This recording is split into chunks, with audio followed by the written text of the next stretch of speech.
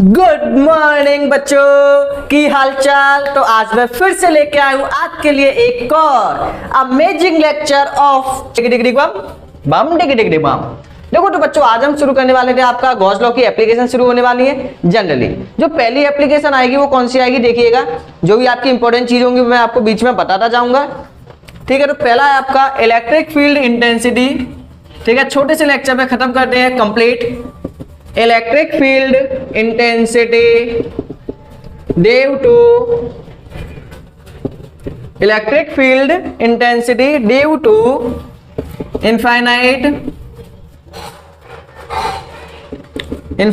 Long straight wire. आपका कोई infinite long straight wire है, ठीक है, जिसपे आपको क्या करनी है, इलेक्ट्रिक फील्ड इंटेंसिटी फाइंड करनी है। ठीक है, तो इलेक्ट्रिक फील्ड इंटेंसिटी फाइंड करनी है due to infinitely long straight wire. Clear है? ठीक है। और बच्चों एक डायलॉग में भूल गया, वो क्या मैंने बोला था ना, इंपॉर्टेंट चीज बीच में बताऊंगा। वेलकम ऑन केमिस्ट्री वाला प्लेटफॉर्म। ठीक है, अगर आपको और वीडियोस देखनी तो आप क्या कर सकते हो, चेक कर सकते हो डिस्क्रिप्शन बॉक्स को, या फिर साइड में भी आपको एक छोटी सी क्लिप दिखेगी, डिंक चिका दिख गई। ठीक है, तो देखो, तो आपके पास एक इलेक्ट्रिक फील्ड इंटेंसिटी फाइंड करनी है with the help of Gauss law की हेल्प से। गॉस लॉ आपका क्या होता है कि आपका जो इलेक्ट्रिक फ्लक्स है वो इक्वल होगा किसके, Q अपॉन एप्सिलॉन नॉट। इसके ऊपर आपका एक अच्छा लेक्चर बनाया गया था, ठीक है, जिसका लिंक आपको डिस्क्रिप्शन बॉक्स में दिया गया है। काफी बेस्ट है आपके लिए, ठीक है, बोर्ड के लिए तो इतना ज्यादा बेस्ट है कि क्वेश्चन उससे बाहर नहीं आएगा, इस बात की गारंटी आपकी। बस एक बार सर्च कर लेना। क्या करोगे, गॉस लॉ 2.0 बाय केमिस्ट्री वाला दीपक सर निकल के आएगा, जरूर वॉच करिए। ठीक है, तो इसके ऊपर मैंने डेरिवेशन वगैरह हर चीज के ऊपर जितने भी कॉन्सेप्ट के क्वेश्चन बन सकते थे वो सभी मैंने आपको कराए। तो आज हम करने वाले हैं डेरिवेशन। आपके पास एक इनफाइनाइट लॉन्ग स्ट्रेट वायर है, क्लियर है, इनफाइनाइट लॉन्ग स्ट्रेट वायर। तो यहाँ पे आपने रख लिया चार्ज, दोनों साइड में रखा हुआ है चार्ज, क्लियर है, ये आपका वायर है। अब इसमें से दोनों तरफ से मतलब चारों तरफ से क्या निकलेंगे, इलेक्ट्रिक फील्ड लाइंस। चारों तरफ से क्या निकलेंगे, इलेक्ट्रिक फील्ड लाइंस। तो मैंने आपको बताया था कि यदि कोई आपका लीनियर वायर है, उस पर चार्ज फैला हुआ है, तो उसका जो गॉसियन सरफेस है वो कैसा बनेगा, सिलेंड्रिकल। मतलब यहाँ पे आपका बनेगा गॉसियन सरफेस, कैसा बनेगा, सिलेंड्रिकल।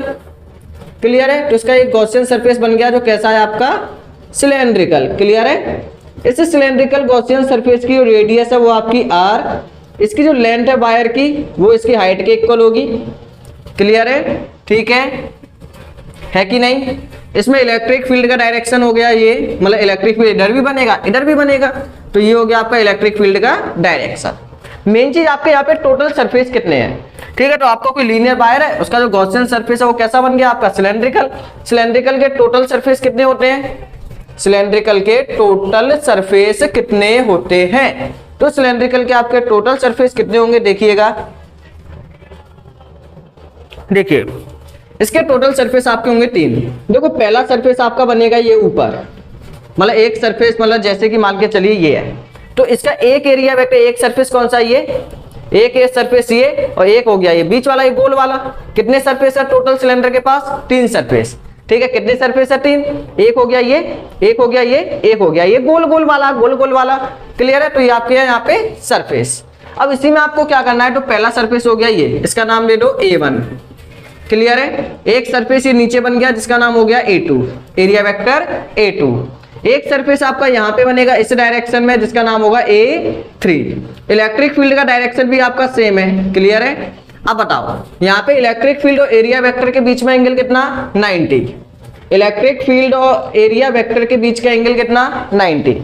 इलेक्ट्रिक फील्ड और एरिया वेक्टर मैंने आपको बताया था प्रीवियस लेक्चर में, जिन्हें नहीं देखा है प्लीज उसे जाके देखिएगा एक बार, काफी इंटरेस्टिंग है। ठीक है, तो इसका जो एरिया वेक्टर है वो कैसा जाएगा आपका, हमेशा परपेंडिकुलर जाएगा। एरिया वेक्टर कैसा होगा आपका, हमेशा परपेंडिकुलर। तो E और A के बीच का जो एंगल है वो कितना है, थीटा इजिकल टू 0। E और A3 के बीच का जो एंगल है वो कितना है, 0, क्योंकि दोनों का डायरेक्शन है यहाँ पे सेम। और इसके बीच में भी आपका एंगल कितना है, 90, क्योंकि इलेक्ट्रिक फील्ड का डायरेक्शन तो ये है।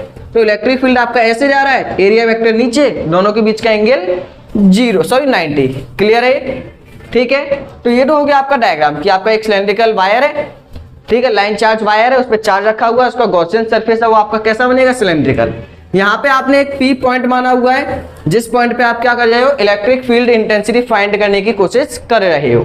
एक आपने P पॉइंट माना है, जिस P पॉइंट पे आप क्या कर रहे हो, इलेक्ट्रिक फील्ड इंटेंसिटी फाइंड करने की कोशिश कर रहे हो। बोले इस P पॉइंट पे आपको क्या करना है, इलेक्ट्रिक फील्ड इंटेंसिटी फाइंड करनी है। तो जिस P पॉइंट पे आप फाइंड करने की कोशिश करोगे, इसी P पॉइंट से आप क्या करोगे, गॉसियन सरफेस को ड्रॉ कर दोगे। क्लियर है? तो आप यहाँ पे लिखिएगा consider a infinite long straight wire carrying a charge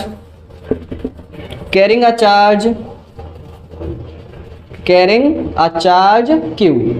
ठीक है, जिसके ऊपर जो आपका चार्ज है वो कितना रखा हुआ है, Q चार्ज आपका रखा हुआ है। एंड लीनियर चार्ज डेंसिटी, जो लीनियर चार्ज डेंसिटी है, लीनियर चार्ज डेंसिटी आपकी कितनी है यहाँ पे, लैम्डा। क्लियर है? आज की वीडियो में ज्यादा बकचोदी नहीं होगी, ओनली क्या होगी, पढ़ाई। ठीक है, क्योंकि लेक्चर छोटा सा ही बनाएंगे आज। एंड लीनियर चार्ज डेंसिटी कितनी होगी आपकी, लैम्डा होगी। क्लियर है? आपको क्या करना है, इसका टोटल फ्लक्स फाइंड करो। आप क्या फाइंड करो, टोटल फ्लक्स। ठीक है, आप क्या फाइंड करो, इसका टोटल फ्लक्स फाइंड करो।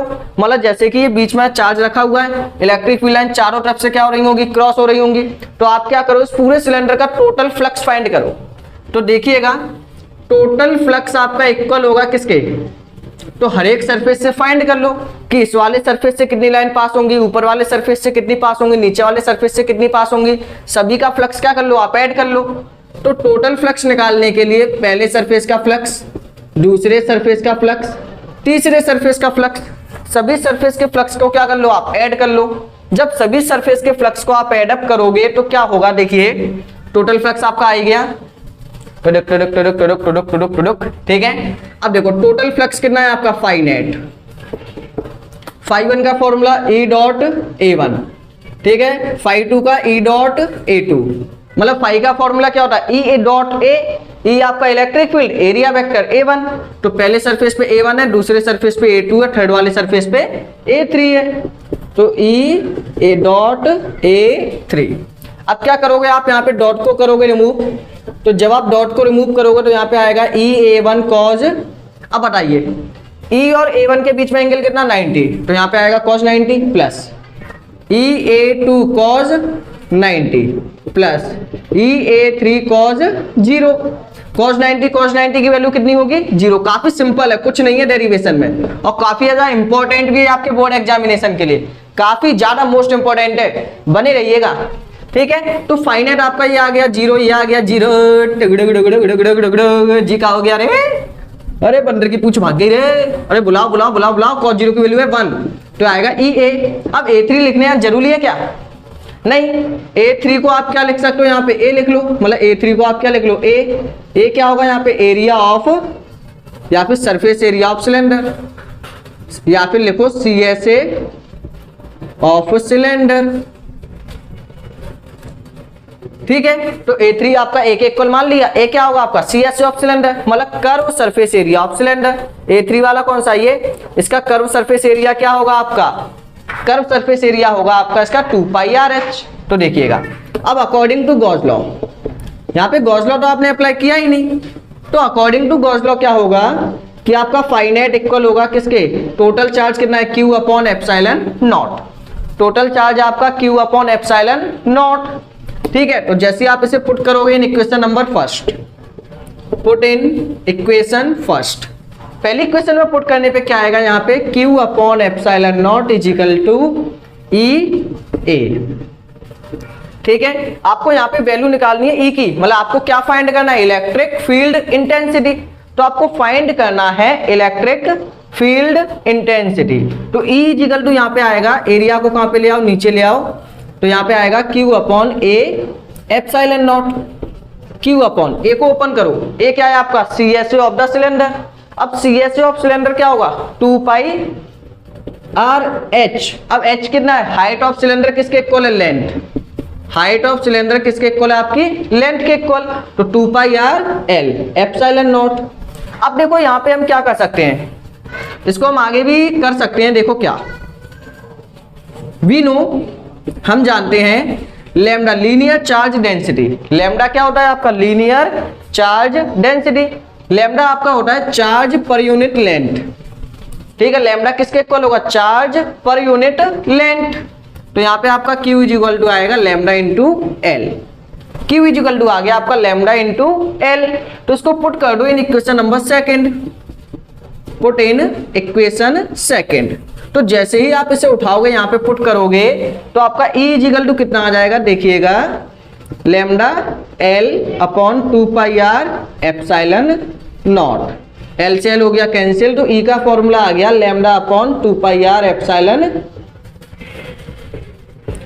नॉट। लैम्डा यहाँ पे लीनियर चार्ज डेंसिटी, आर आपका radius of the Gaussian surface, मतलब कितनी डिस्टेंस पे आपको क्या करना है, इलेक्ट्रिक फील्ड इंटेंसिटी निकालनी है। मतलब आर क्या है आपकी, डिस्टेंस एट विच electric field intensity find, electric field intensity find, जिस पॉइंट पे आप इंटेंसिटी फाइंड करना चाह रहे हो वहां तक की डिस्टेंस क्या होगी, आर। लैम्डा आपका क्या होगा, लीनियर चार्ज डेंसिटी जो आपका यहाँ पे लिखा हुआ है, ठीक है। ये किसके लिए आ गया आपका, लीनियर वायर के लिए या फिर long straight wire, long straight wire. Clear है, क्वेश्चन इसके ऊपर कोई ज्यादा लॉन्ग पूछे नहीं जाते हैं, आपकी लैम्डा की वैल्यू गिवन होगी, आर गिवन होगा, इजीली आप फाइंड आउट कर सकते हो। क्लियर है, इस वाली डेरिवेशन में कोई परेशानी वाली बात नहीं है, ठीक है। पहला आपका क्या है, लाइन चार्ज दिया हुआ था, उसका गॉसियन सरफेस आपने बनाया, ठीक है। कितने सरफेस बने, टोटल 3, पहला बना A1 A2 A3, ठीक है। फिर आपने इलेक्ट्रिक फील्ड और एरिया वेक्टर के बीच का एंगल निकाला 90 90 A3। आपको क्या फाइंड करना है, टोटल फ्लक्स। तो टोटल फ्लक्स किसके इक्वल होगा, जितने भी आपके सरफेस बने हुए हैं सबके फ्लक्स को प्लस कर लो। तो जब हम सबके फ्लक्स को प्लस करेंगे तो पहले सरफेस का EA1 cos 90, दूसरे का EA2 cos 90, इसका आएगा cos 0, 90 90 हो गया 0, ये कितना आएगा EA। और यहाँ पे A3 का हमने A क्यों लिख लिया, क्योंकि A3 को हमने A के इक्वल मान लिया, और A क्या है यहाँ पे आपका CSA ऑफ द सिलेंडर। और वैसे भी जहाँ पे A3 किसको रिप्रेजेंट करता है, CSA ऑफ सिलेंडर। फिर आप गॉस लॉ लगाओगे, phi net is equal to Q upon epsilon naught, phi net की जगह पे रखा Q upon epsilon naught, put कर दिया, सॉल्व किया। फिर यहाँ पे Q upon A epsilon naught, Q की जगह पे रखा लैम्डा इंटू एल, एल से एल हो गया आपका कैंसिल, A की जगह पे रख दिया 2 पाई आर H, H क्या होगा यहाँ पे L के इक्वल। तो कितने बच्चों को क्लियर है ये, ठीक है। कुछ ज्यादा नहीं है, इजीली आप क्या कर सकते हो, अपनी कॉपी में इसको कर सकते हो, करिएगा इसे। थैंक्स फॉर वॉचिंग एंड ऐसी अमेजिंग वीडियोस को पाने के लिए आप क्या कर सकते हो, चैनल को कर सकते हो सब्सक्राइब।